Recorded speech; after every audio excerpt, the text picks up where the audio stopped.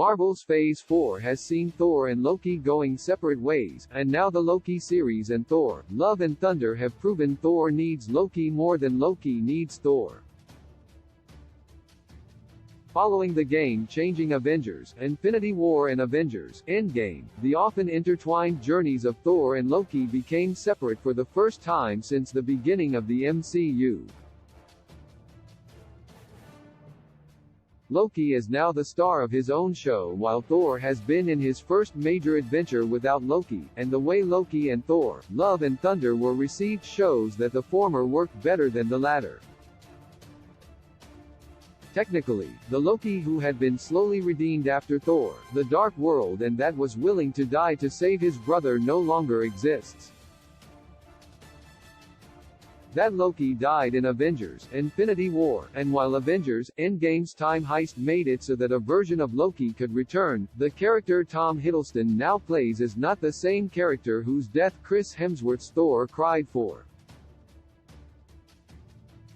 More than allowing Loki to return after his death in Infinity War, the time travel and multiple realities setup made it so that Thor and Loki could finally walk separate paths in the MCU. Thor and Loki needed to be in separate stories after a decade of fighting either against each other or side by side. Keeping Thor and Loki separate would allow the MCU to take both characters to unexpected places, and it would assure that their roles in Phase 4 and beyond would feel different from what audiences had watched throughout the Infinity Saga.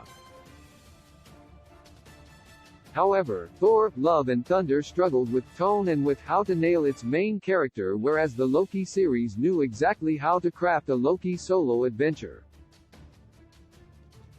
This shows that, while splitting the pair up was a necessity, Loki is actually faring better by himself than Thor. The Loki series worked perfect without Thor taking a character who is usually tied with gods and mystical arts and placing them in a sci-fi background could have gone incredibly wrong. However, Loki Season 1 proved that Loki works surprisingly well as a sci-fi character within the MCU's multiverse. One of the first Disney Plus' Marvel shows, Loki was released far before the MCU announced its plans for the multiverse saga, yet it was the franchise's first step into the journey that will lead to Avengers, the Kang Dynasty and Avengers: Secret Wars. There were little to no references to Thor in Loki, and while Loki missed his brother and cried upon learning the events of the Asgardian Ragnarok, the emotional weight of the series was not Loki's Asgard story. Loki was a character study, one that purposely removed everything familiar from Loki to then deconstruct the villain.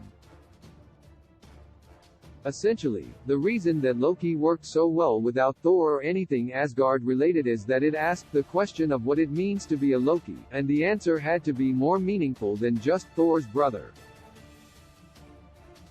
Loki could have improved Love Thunder, the first Thor film not to feature Loki. Thor, Love and Thunder struggled to recapture the magic of Thor, Ragnarok. Love and Thunder had the difficult challenge of repeating everything that worked in Ragnarok while continuing to reinvent Thor as a character, but the result was an unbalanced film whose tone did not match its story. Ragnarok brought a breath of fresh air to Thor's character, replacing the soulless broody temper seen in Thor, The Dark World, and the first two Avengers films with a more charismatic, relatable Thor. Ragnarok reinvented Thor while still giving the character and the world around him some level of emotional weight, something that Love and Thunder failed to replicate. Love and Thunder's Thor felt sometimes more like a parody of Ragnarok's Thor than an evolved version of the character.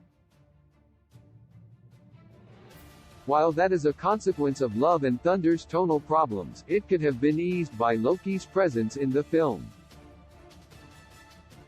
Loki is Thor's emotional anchor in the MCU even when the brothers are placed in comedic moments like Ragnarok's Get Help, and that is exactly what Love and Thunder lacked.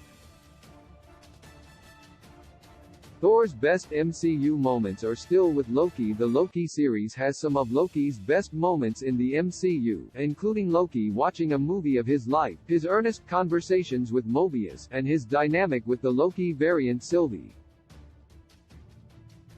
However, when it comes to Thor, the God of Thunder's best MCU stories are still the ones featuring Loki.